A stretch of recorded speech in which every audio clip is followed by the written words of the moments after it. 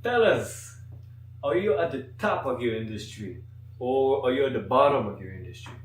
Current on the market versus all the competition that is out there. Are you at the bottom or are you at the top? Let me show you how you can use benchmarking in order to grow your business, improve your business, and be at the top of the game because you want to stay on the top of the game, all right? So what is benchmarking? Maybe this is the first time that you hear this word, that you hear this term. So let me tell you, benchmarking is analyzing the competition.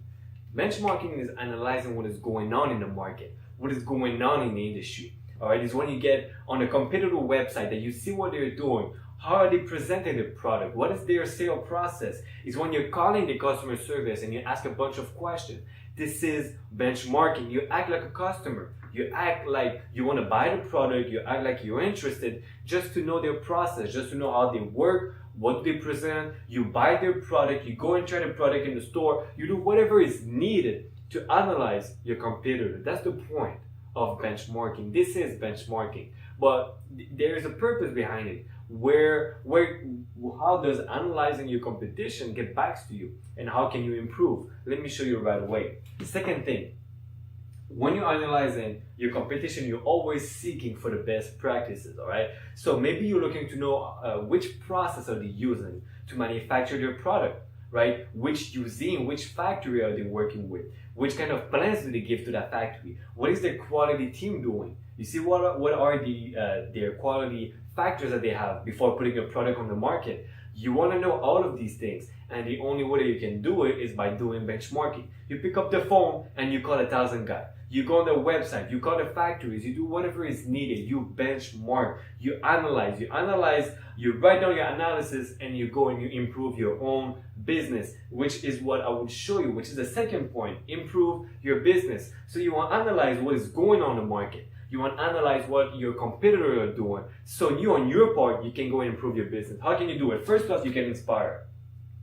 You can inspire. So if, for example, let's say a restaurant, they do 1,000 burger in the morning, and then they don't do burger for the rest of the day. And they are very successful. They're at the top of the game. They are the number one restaurant doing hamburgers in the industry. Then maybe you want to do the same thing. All right, this is just an example, okay? So maybe you want to consider doing all of your hamburgers in the morning so you don't have to do all of them through the day, all right? This is just an example. If the top companies are doing something, then maybe it might be the right thing. So you can get inspired by this idea. Now this company is, well, this restaurant is only doing hamburgers, then you can do everything. You can try doing your fries, cutting the vegetables. You see, I'm just getting an idea. You get inspired by what they're doing into your own business. All right, so maybe it can be also with design, can be with designs, can be with quality, can be with process.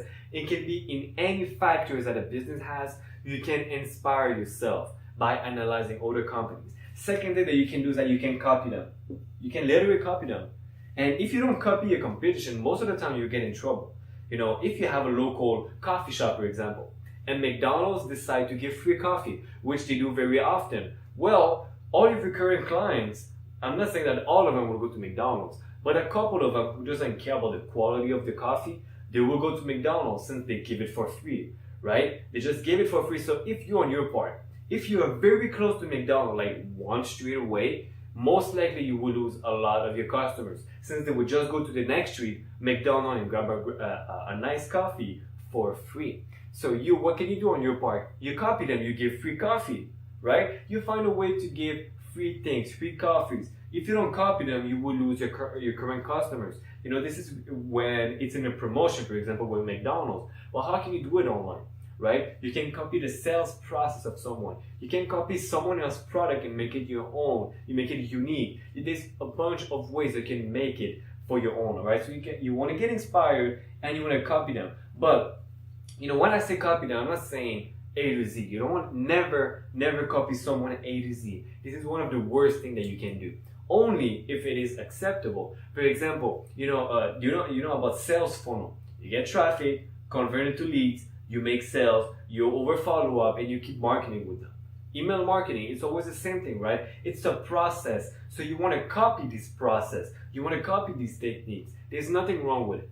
There's something wrong if you copy the headlines. If you copy word by word the headlines, You copy word by word a pitch, word by word everything. That's copying. That's too much. You can't go that far and copy a company to that point. All right, you want to get inspired or copy them, and when you copy them, you make it your own way. You make it unique. Okay, but now before we get any further, you know where we're going. Fact time. Fact number one. Xerox. You know about Xerox, right? They were a copy machines company. Xerox was the biggest copy machines manufacturer worldwide. Yet they started seeing competitors, around the 80s, 70s. So they benchmark their practices to increase its productivity and decrease the cost. Then they won the Malcolm Baldrige National Quality Award in 1989. Because they did some great marketing, great benchmarking, they analyzed what a competitor was doing. Because obviously, when you are at the top of your game, you want to analyze what is going on below you also. So when you're not at the top, you look at the top and say, what are they doing? I want to do better. But when you're at the top, you gotta look what at the bottom they're doing to beat you. So you can do better than the ones who's trying to beat you, right? So this is what Xerox did. Xerox analyzed the competitors who was getting into the market in order to increase its productivity and decrease the cost. Then they won an award in 1989, and they won a bunch of awards regarding this. They were part of the first one doing benchmarking, because benchmarking just got introduced around the late 70s.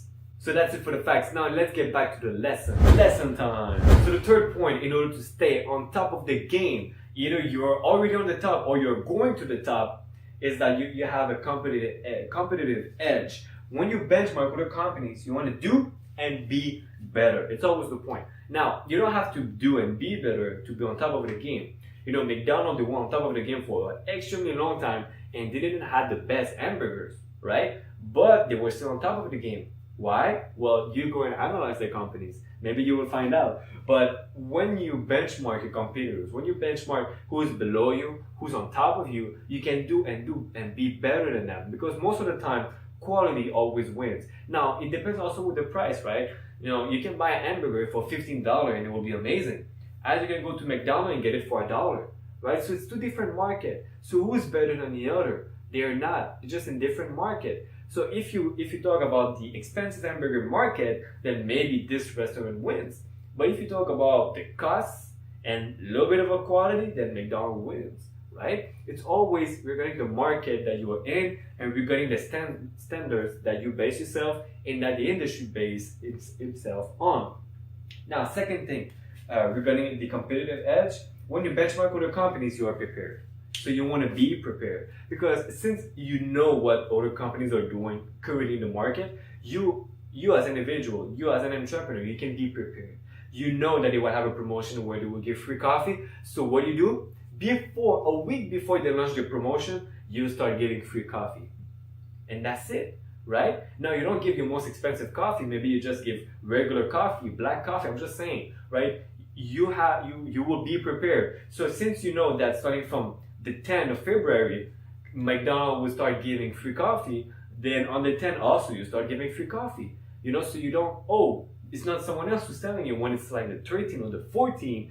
They're like, hey, do you know that McDonald's is giving free coffee? And you're like, I understand now why I have less customers these days. You don't want to be late. You want to be prepared. You want to be on top of the game. You want to know what's going on so you can react. You analyze what's going on, you improve, and you react. That's always the point. Now, before we end this lesson, we have a question. All right, so let's jump into the question time.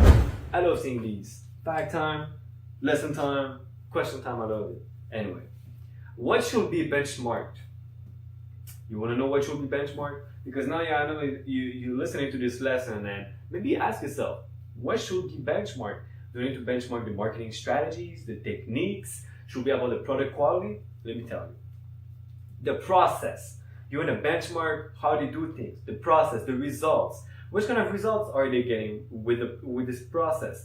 Benchmark their finances. How much are they making? How much are they financing? Do they get outsourced money? Some money from the outside?